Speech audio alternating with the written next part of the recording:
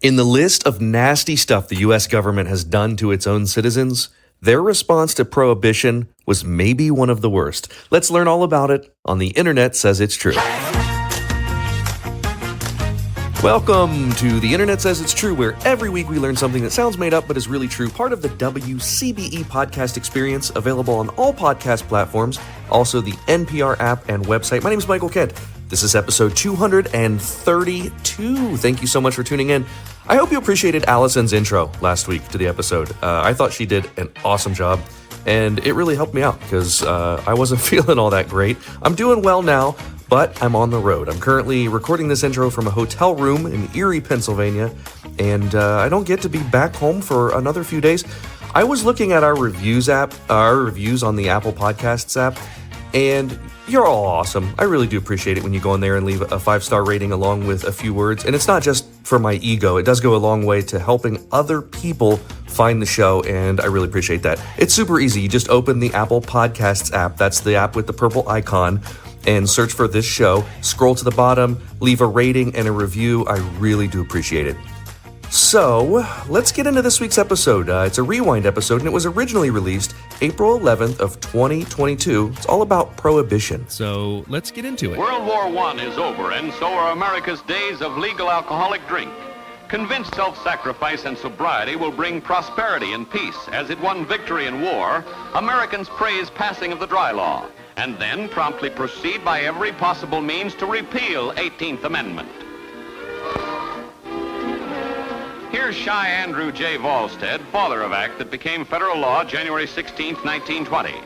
And then enforcement begins. In Boston, as in every other city, government agents fight hopelessly against illegal liquor.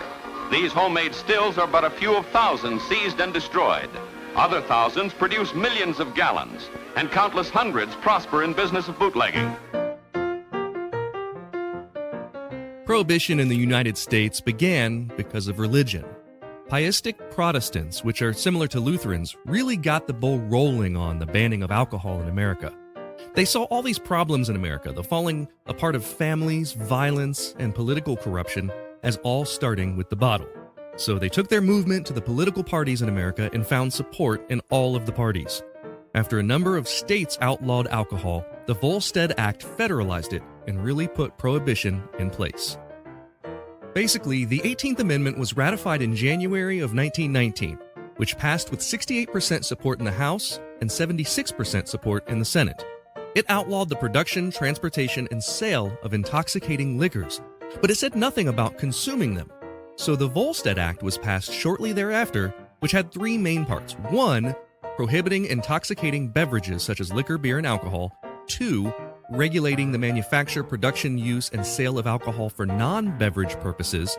And 3, ensuring that there was enough alcohol available for scientific research and non-beverage manufacturing uses. So after that, at midnight on January 17th of 1920, Prohibition was officially the new law and would remain that way for 13 years. There were many side effects of Prohibition. First of all, it was enforced unevenly. Much like modern-day drug laws, it affected poor working-class people much more than the wealthy elite. See, rich people could have an entire cellar full of booze with little problem, but a working-class family would get busted for getting caught with a single bottle. Bootlegging began to spread across the country. Immediately after Prohibition went into effect, small portable stills were being sold all over America. There were more than 7,000 violations of the law on the books in the first 6 months. More than 30,000 speakeasies popped up in New York City alone. Some companies got creative to help people get their booze. For instance, the Vine Glow Company made bricks of concentrated grapes for grape juice. Not illegal, but if you let it sit for a while, it would ferment and you'd get wine. How did people know how to do this?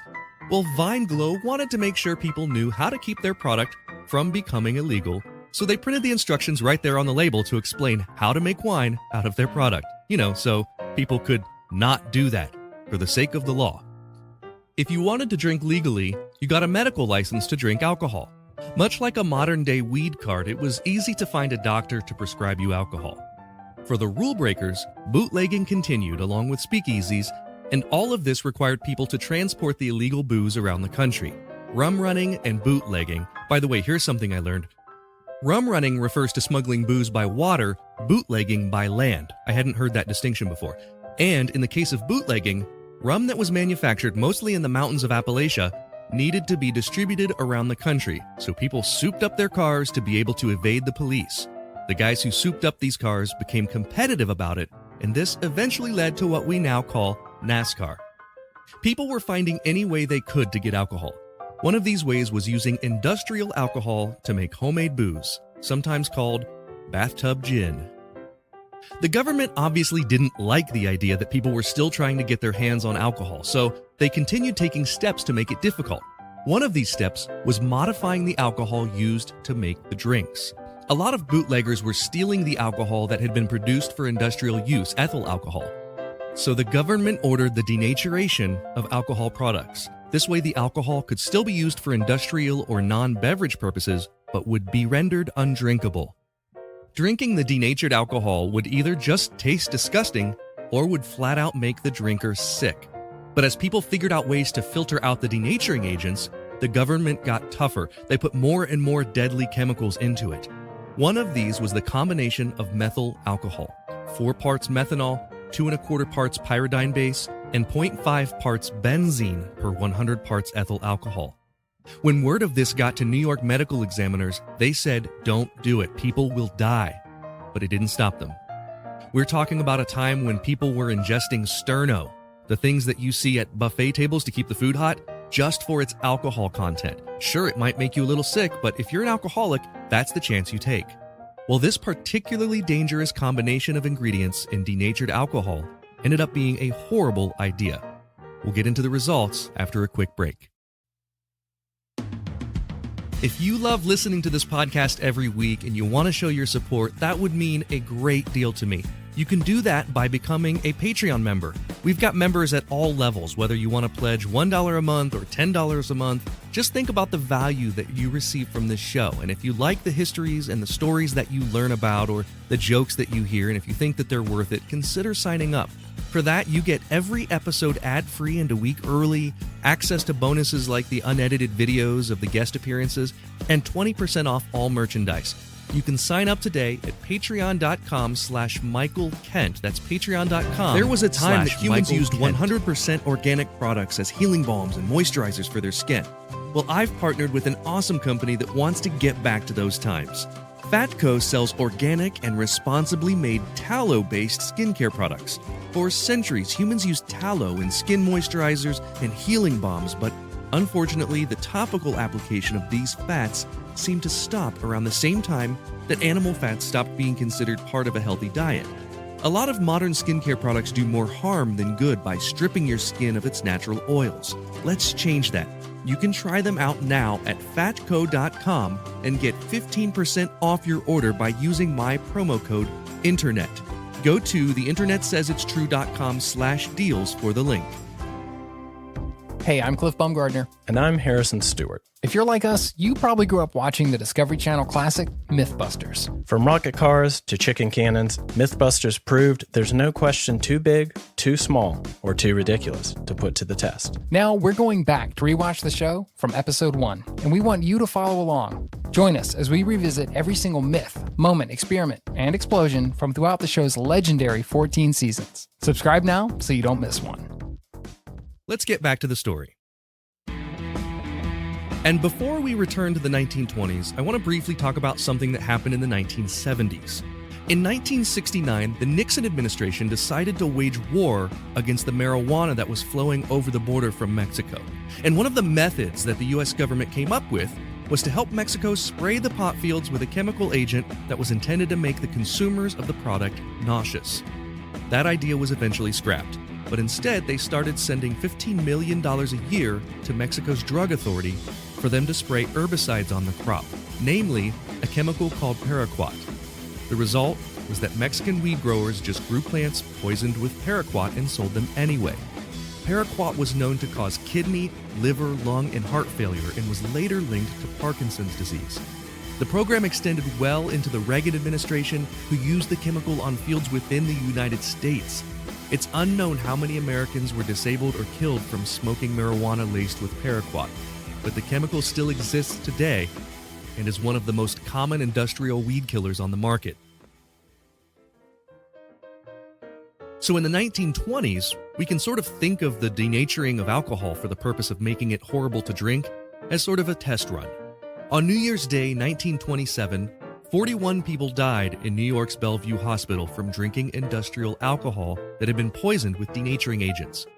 People were getting alcohol anywhere they could, and stealing this industrial alcohol was some of the most available, easiest liquor to score.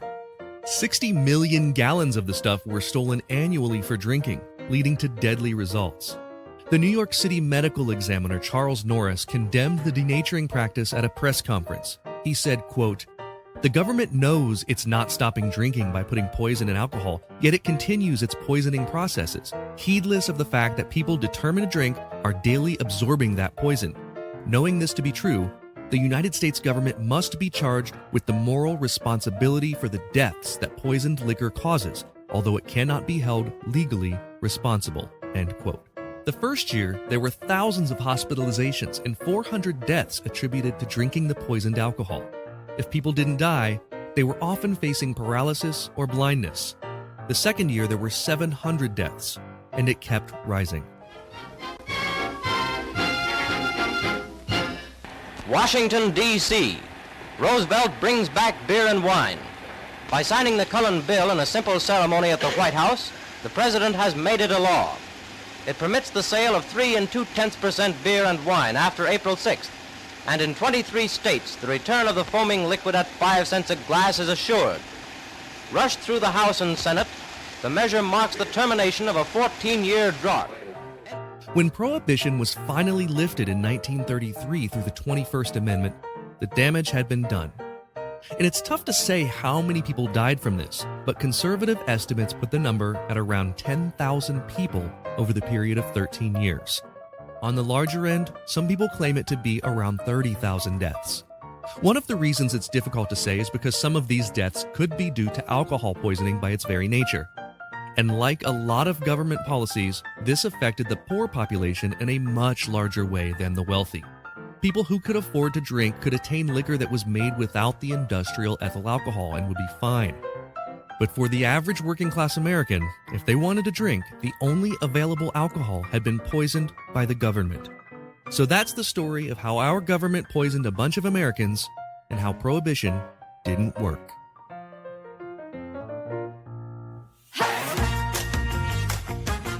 Well, now it's time for the part of the podcast where I call a friend, and today I'm calling my comedian friend Leslie Battle. Leslie was on one of the very first episodes of this show back when it was called Tell Me What to Google, and before we ever did a quiz, I just brought her on to chat. So let's bring her back on and let's play a quiz and see if she knows what I didn't know. Leslie Battle, it is so good to see you. Thank you. I'm happy to be here. I had you on, I'm not sure if you've been on this podcast, but you were on my show Joke Story Trick, I believe, right? Is that what we did? Maybe. Look, I got to tell you, my memory is like, I can remember what I ate today, but if people are just like, hey, remember when you did such and such? And I'm just like, ooh, maybe. Especially as it pertains to like the last 3 years. Like the last 3 years have just, it's okay that no one remembers anything because we've all been living through trauma. Well, I absolutely kind of disappeared, and there's still a few people because like I stopped performing, and like everybody stopped performing, but like I stopped performing, and everybody's like, yeah, I just kind of feel like you're doing a lot of stuff out of town. It's like, I literally haven't been on a comedy stage since 2019. Yeah. I had you on a show in 2019, right? And this, I booked the, we did a thing in Gahanna, the I remember. Creekside Jazz Festival. I booked some comedy for that, and you were awesome, by the way. You just killed that. I'm glad that I had you batting clean up for that one, because absolutely you just knocked that one out of the park. And I'll have you back as soon as they ask me back to do a show, if you're gonna do comedy again. Like, I don't know. Are you just comfortable not doing comedy right now? I'm thinking about it. I just, I have so little patience for people. So comics are people. So yeah. But I don't know. I mean, I've been to a couple of shows, and a couple of folks who, I really consider like mentor types are like, but we need your voice. And I'm just like, not putting the weight of the world on me, but okay. Yeah, and it's one of those things, like, if you're not ready, then you're not ready, and no one should be shamed for that. I have certainly had points in my career where I'm like, yeah, I'm okay, like, not doing shows right now because I'm enjoying other stuff. And that's the way I have felt sort of through all of last year. Like, I performed a fair amount last year, but not as much as I did in 2020. Like 2020, I was down here in my basement doing virtual shows every week. And it was tough work, but 2021, I was just like, you know what? I'm just going to enjoy being home. I'm going to enjoy my wife and my dogs and like chilling. And I'm at that spot now where I'm a little bit itching to get back out. So I had some personal stuff I was really good at hiding. And a part of me wanting to stop being on stage is I had gotten to a point where I felt like I was selling my soul with certain people. Okay. And I had, I've got some, unresolved trauma stuff that I'm working through. I've got, some stuff that I was working through. And so it ended up being a really opportune time for me to start really, looking internally, and like, I'm a military vet. And so I've been working with the VA to try to get my disability thing lined up. Mm-hmm. And it can be unnerving. It can be very frustrating because that particular branch of bureaucracy is unfortunately not as standardized as you would think it would be. Yeah. And so it just kind of gave me an opportunity to focus on these things with my health. And now that I'm in a much better place as far as, working on my emotional health and my physical health, it's just kind of like, okay, well, I could see maybe, coming back on my own terms and being, bringing the lessons learned with me. And doing stand-up, absolutely. I think doing stand-up on a stage it's tough for that to be congruent with a healthy emotional state. Sometimes, like, when you are requiring approval from strangers in order for what you do to go well, it's difficult to reconcile that sometimes with if you have other, struggles going on, which I totally understand. I've been there too. So well, and the other thing is that it takes a special person to recognize that even though you're an entertainer, you're not always on. Yeah. And so there would be times when I want to have serious conversations, because of course, a couple of years ago, everybody was having some really serious and needed conversations. And I'm wanting to join in these serious conversations. They're like, Joke Girl got something to say. And it's just kind of like, okay, but I'm a 50-year-old military veteran who raised kids. Like, yeah, I do have something to say, but you just want me to be silly right now. I don't want to be silly right now. So it gets kind of complicated if you literally have people who can't understand that you may have cogent thoughts about pertinent issues. Well, Leslie, that brings me to our quiz today. And now I feel bad because for our first question, the way that I have it written here is that we're playing for a joke. Okay. So normally this is a pretty light stakes. Like, normally it's not a big deal, but now I feel bad. Like, if you get it wrong, like, you're gonna have to tell a joke. So it's kind of like, hey, perform. do the performance thing, joke girl. So basically you don't know what this topic is about, just to catch you Correct. up. We have just talked for 10 minutes, 12 minutes about a topic. You don't know what it is. And so this is my opportunity to find out if you know what I did not know going into this. And here is your question. So for the first question, if you get it right, I have to tell you a joke. If you get it wrong, you have to tell me one. Okay. In the 1920s, the U.S. government inadvertently killed 10,000 citizens. Which one of these describes how they killed 10,000 citizens? Was it A, hiring them for railroad work and then not feeding them, B, experimenting with human flight, or C, poisoning industrial alcohol? I think it was C. You are correct. You're 1 for 1. It is C. They were I trying actually to stop. heard about this. Yeah, how did you hear about it? I forget, it was a TV show I've been watching, all kinds of wild stuff on whichever streaming service. But they were talking about how when Prohibition came, there were people who were drinking industrial alcohol to get drunk. And so they decided to put something in it, and which they hoped would keep people from drinking it. But instead, people just died. And they were just like, oh, that sucks. Bob died. And they were still drinking it. Yeah. And you know what? One of the things I brought up in this episode is, like, this is a time when people were drinking Sterno. Like the things that you see at buffet table. Like, right. So it was kind of not a smart call to say like, oh, this will keep them from drinking. Let's make it taste bad. No, they're drinking Sterno. They're going to find a way to get drunk. Didn't Coca-Cola still have cocaine in it at this time? I don't know, but it could have been like, I kind of feel like there's been a whole lot of discovery since then. It was like, oh, we shouldn't have done that. Yeah. But I don't think you ever got the government to say we shouldn't have done that in this case. It was just sort of like, oh, yeah, that may have happened. But it was to serve the greater good, right? Which was, now that I think about it, because it was about a person, and this person was so prohibition that they were the one that suggested it. Yeah. Oh, yeah. Like Volstead was the guy's name, but there was a whole group. It started as a religious movement, and it was a whole group that grew and grew. And the thing that shocks me the most about when I researched this week was they had a lot of support in both of the major political parties. Uh-huh. So like, I feel like if this happened today, you would have one party that would grasp the idea and one party that wouldn't. And for the sake of fighting the other, there would be consensus, right? Like, yeah, but this was one of those things where it's like this Prohibition group, they had their hooks in both parties. And so it passed with like 67% support in the House and 70-something% in the Senate. It was like, it was pretty widely accepted because they had done a really good job of saying, this is the boogeyman of the day, right? This is why. Yeah, it's like immigration today. They're like, immigration is why we have this problem, and this problem. Back then, it was like alcohol is why we have, homelessness and joblessness and all these things. They're not talking about the people who won't hire people because they heard they were an alcoholic. Right. Yeah, they heard. Right. They saw on Fox News. I owe you a joke. It was church back then. They weren't doing Fox News. That's true. My pastor told me that Mr. Smith was seen. Yeah, it was at a still. It was pietistic Protestantism is where this all started, which is kind of like Lutheranism, which is what I learned. So here's your joke. A man walks into a library and orders a hamburger. The librarian says, "This is a library." The man apologizes and whispers, "I'd like a hamburger." Because it's a library. Oh God, these are awful. It's quiet. I found that was me laughing quietly.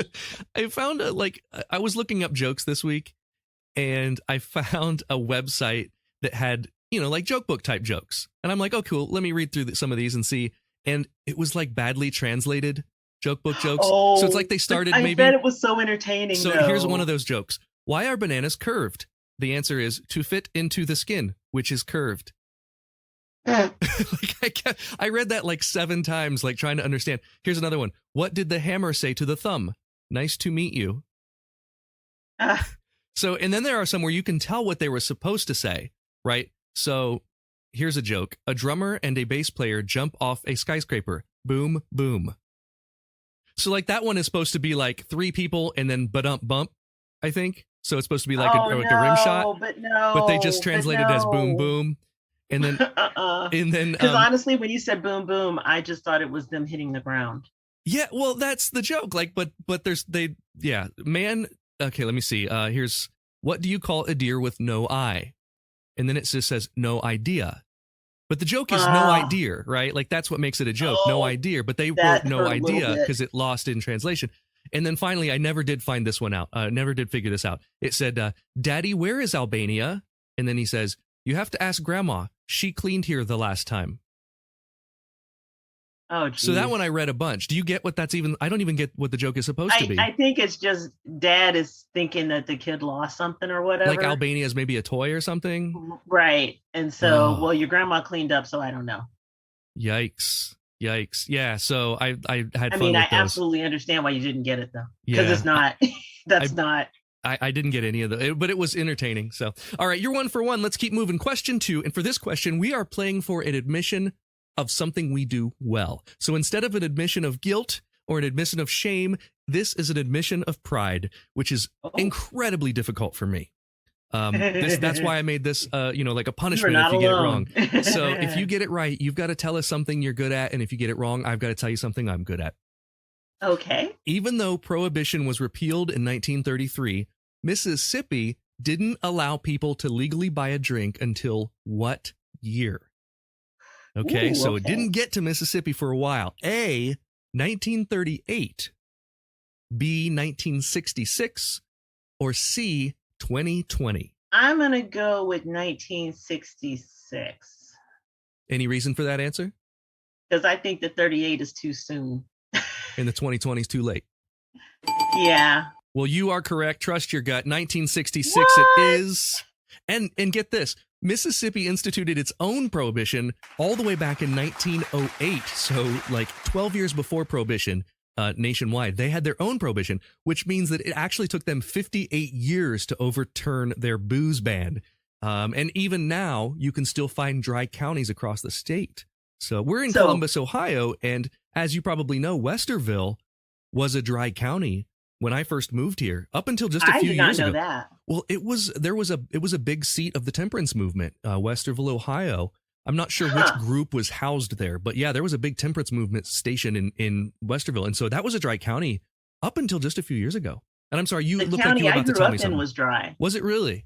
Yeah, and I'm not sure when they started allowing out. Well, first, I do remember maybe when I was like 7th, 8th grade, like we started getting Chuck E. Cheese's, and they would allow alcohol sales like in restaurants. Wait, the thing at is, Chuck E. Cheese's?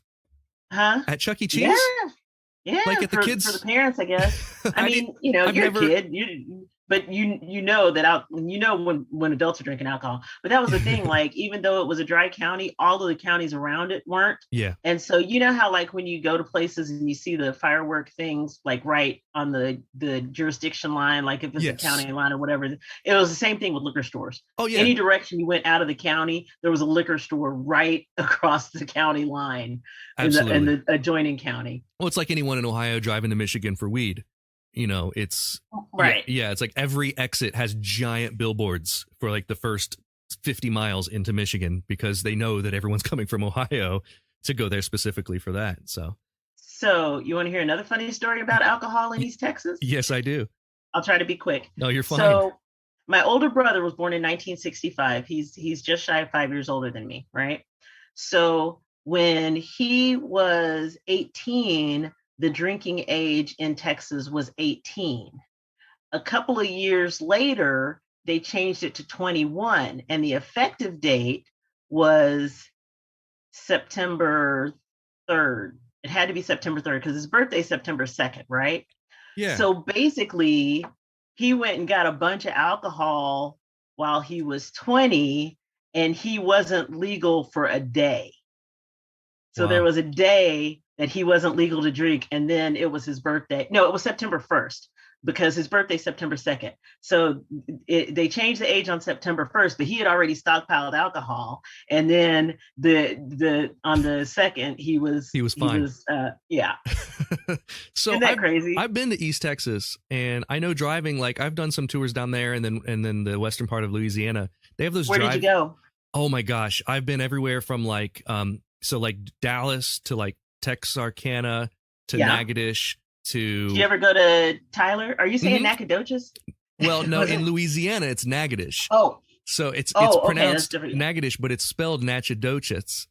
But Nacogdoches is in Texas, and they're on the same. Like if you drive on one highway, you can see both of them, but they're pronounced two different ways. Right. They're spelled a little bit different.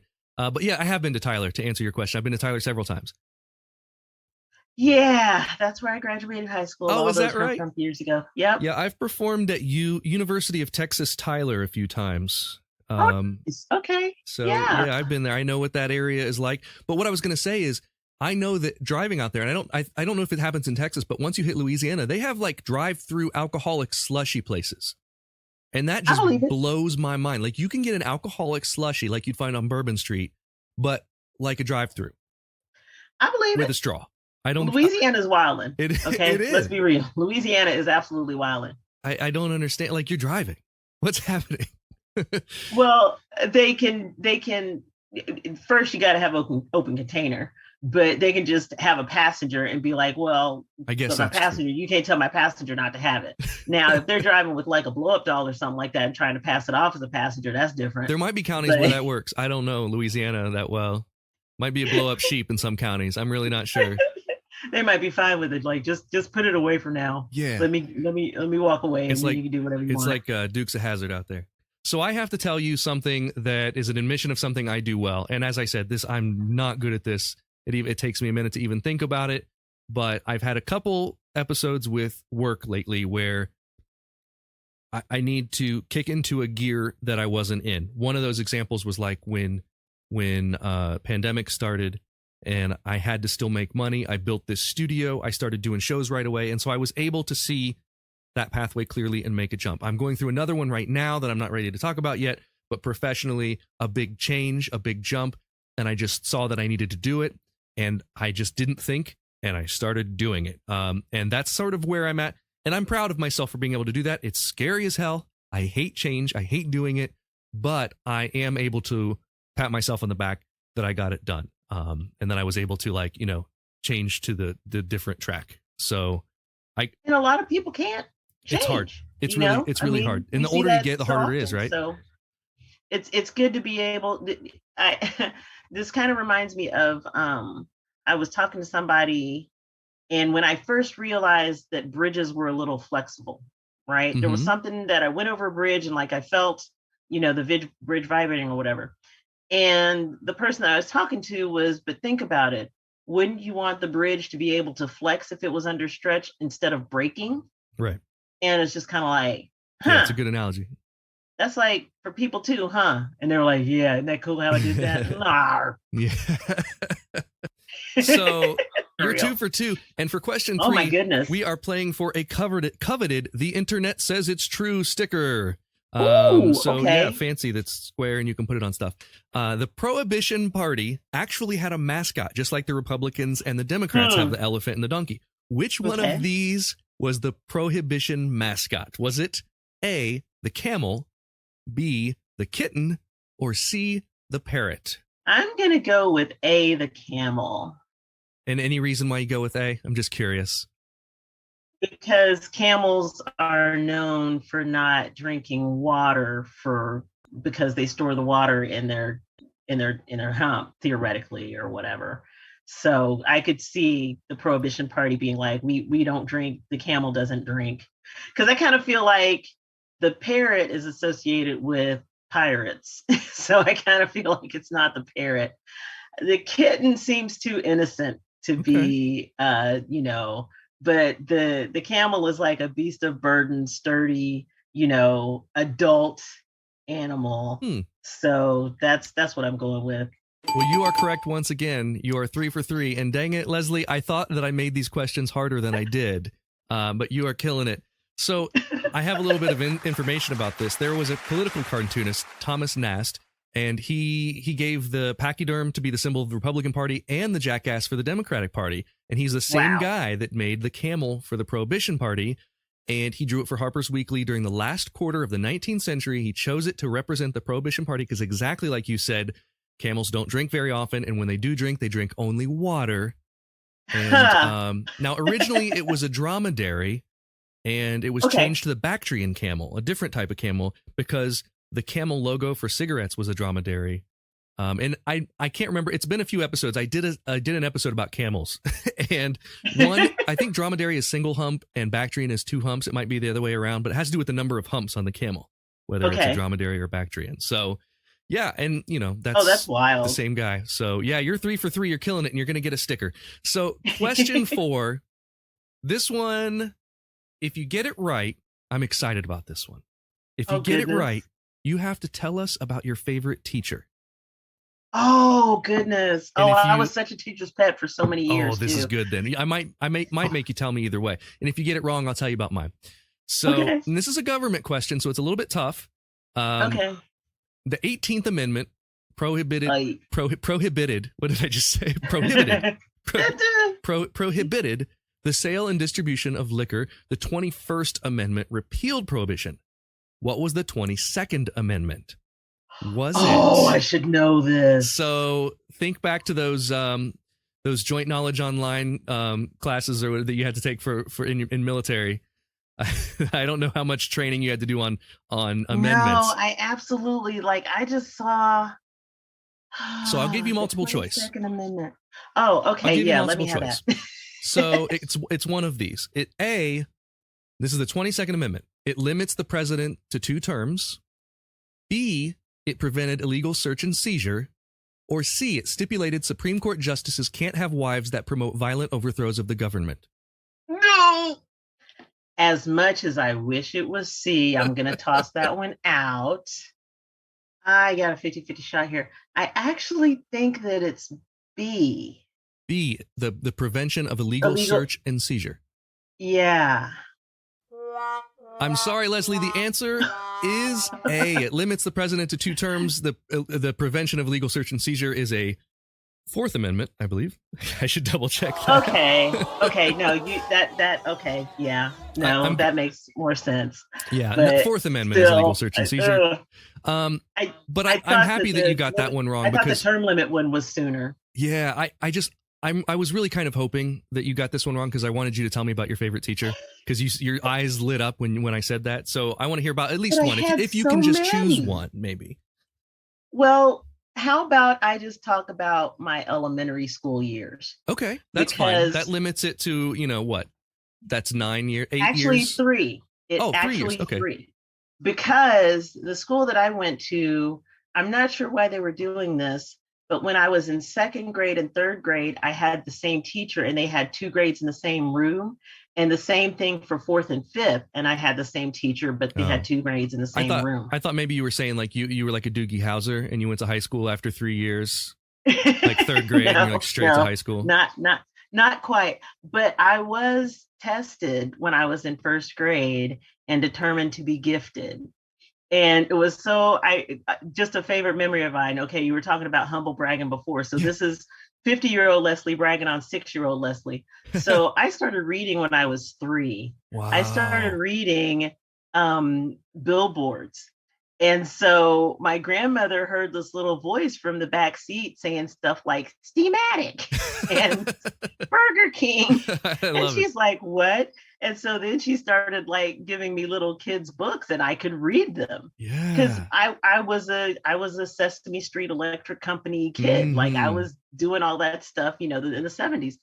And so when I was in 1st grade, I was already reading on the 6th grade level. Wow. So my teacher was testing me and she gives me a book and I read through, a passage, and she gives me a 2nd grade book, read through a passage. She hands me another book. I'm reading no problem.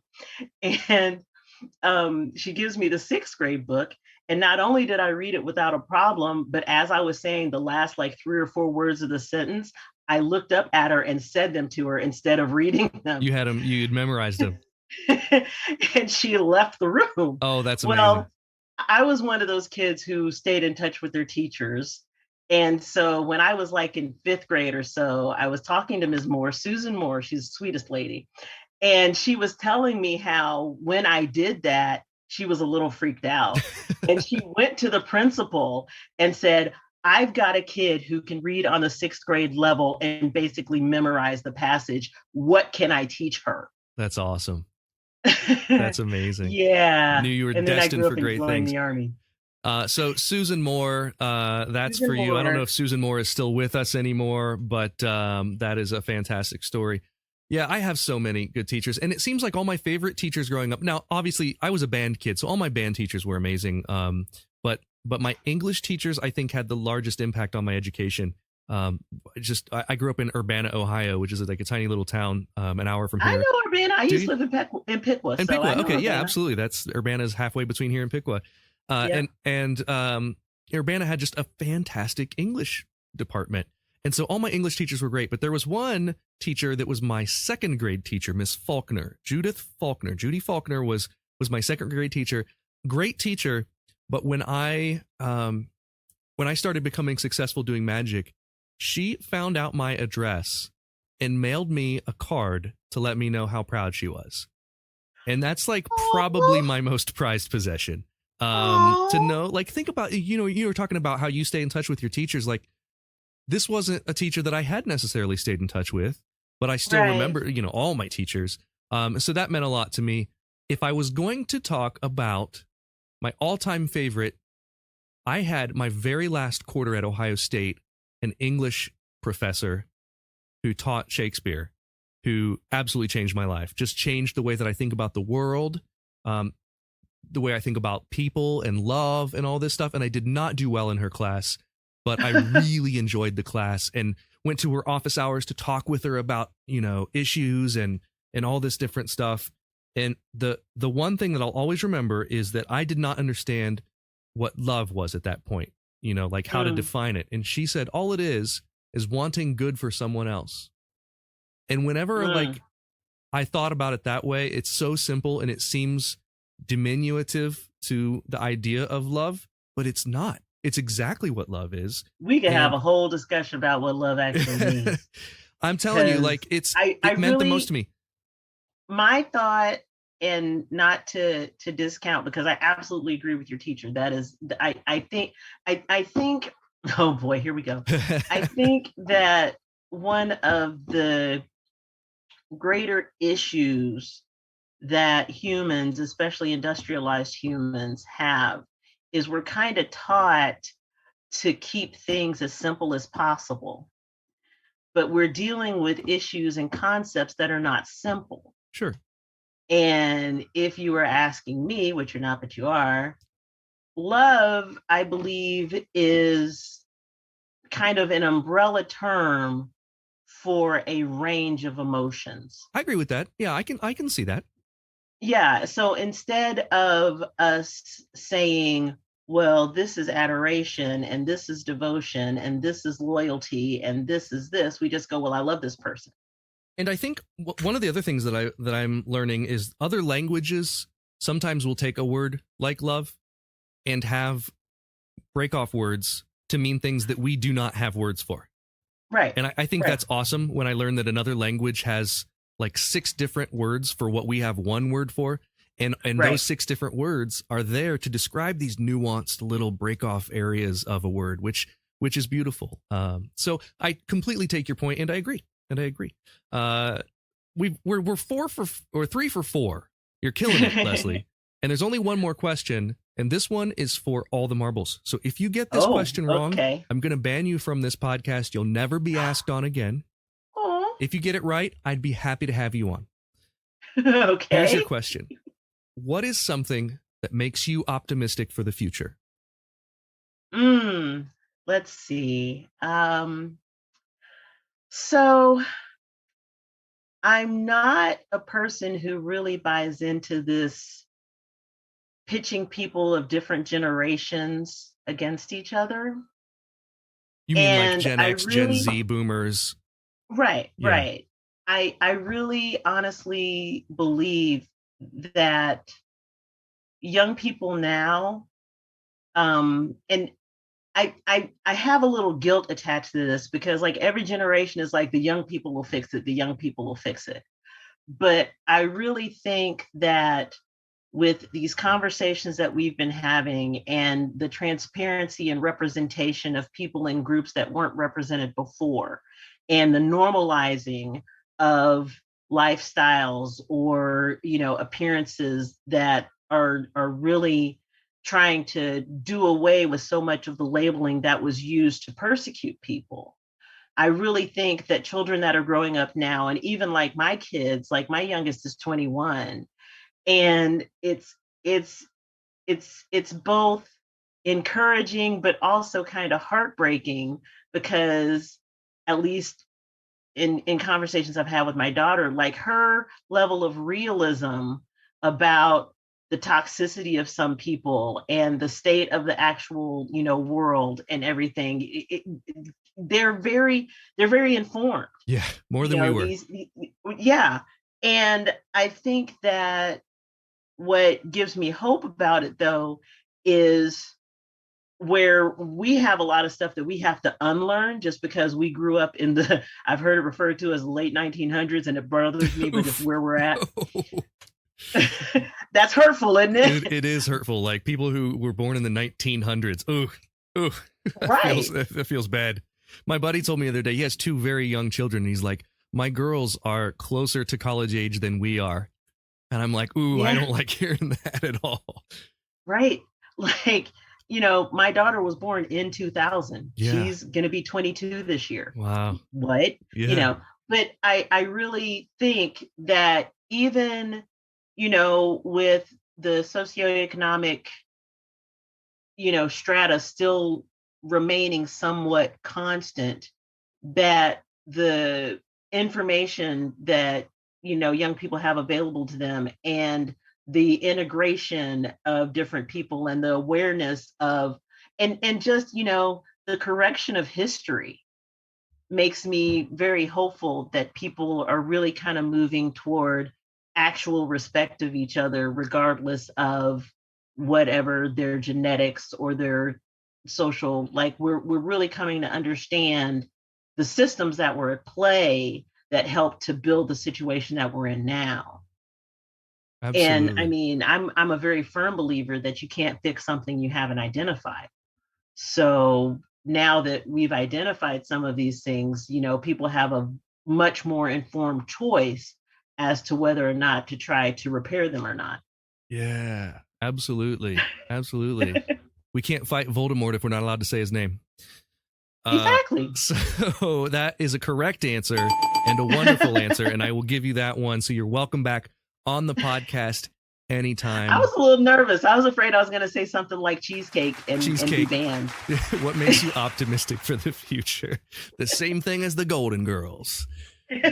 Leslie, hey, I make a wonderful cheesecake. Do not get it twisted. That sounds awesome right now. I just came from a 3-year-old's birthday party, and some cheesecake sounds like exactly what I need after a couple drinks. So I am fantastic. Right.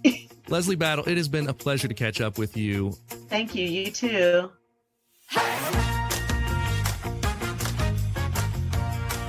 Well, that's all for this week. Thanks to Leslie Battle for being my guest. Here's a kid who is suffering from prohibition until he turns 21. Thank you for listening to The Internet Says It's True.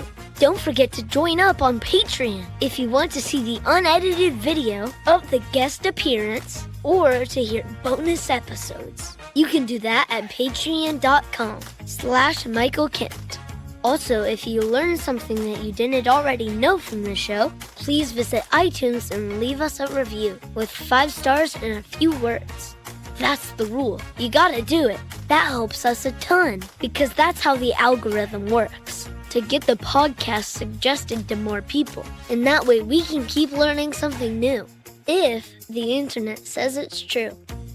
The Internet Says It's True would like to thank the Patreon subscribers whose monthly contributions help to make the show possible. Sean Brown, Catherine Morgan, Bryce Swanson, Eugene Anderson, Matt McVeigh, Jim Martin, Joanne Martin, and the show's official Emperor Kick Track. The show is written and produced by me, Michael Kent. The theme song is by Finite Music Forge, and additional music this week was from Bruno E., E's Jammy Jams, and William Rosati. All audio clips in this episode are used for education and commentary and used under Fair Use Title 17 U.S.C. Section 107. You can listen to past episodes by searching for The Internet Says It's True wherever you get your podcasts, and you can see bonus content at patreon.com/Michael Kent.